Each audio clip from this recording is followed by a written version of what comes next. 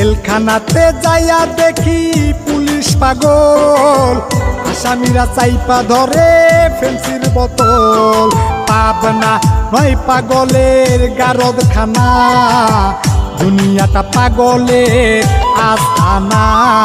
পাবনা নয় পাগলের গারদখানা, দুনিয়াটা পাগলের আস্তানা। পাবনা